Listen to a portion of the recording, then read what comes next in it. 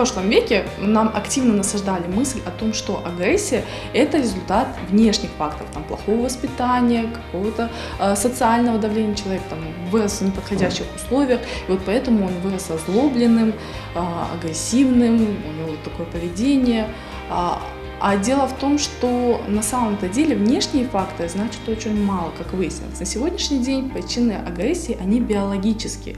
Здесь, как обычно, генетика, внутриутробное развитие, были какие-то проблемы во время беременности, да, у матери, и младенческий возраст. Да, очень важно, в каких условиях человек находился в первый год своей жизни. У агрессивного человека самокритики никакой обычно нет, потому что он так живет всю свою сознательную и бессознательную жизнь, он вот так реагирует на все.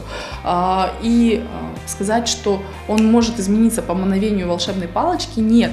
И даже если случилось такое, что человек понял, да, у меня есть проблемы, обратился к специалисту, так еще не каждый специалист, по большому счету, ему сможет помочь там в течение 1-2 сеансов. Нет, это длительная, кропотливая работа. Задача людей вокруг понимать и принимать этого человека таким, какой он есть. Вот в вашем окружении есть вот агрессивные люди, с которыми вы не знаете, как взаимодействовать. Это может быть ваш муж, это может быть ваш начальник, не дай бог, это ваши дети, да, и вы, правда, теряетесь, вы не знаете, что с ними делать, как с ними взаимодействовать. Если это близкий человек, то от вас требуется определенная мудрость, не поддаваться ни в коем случае на крики, на увещевание, что успокойся, да что ты говоришь, да что ты делаешь. Здесь, конечно, нужна медицинская помощь в том плане, что врач может помочь вам скорректировать внешнее проявление агрессии медикаментозно. Да? Это очень хорошая поддержка.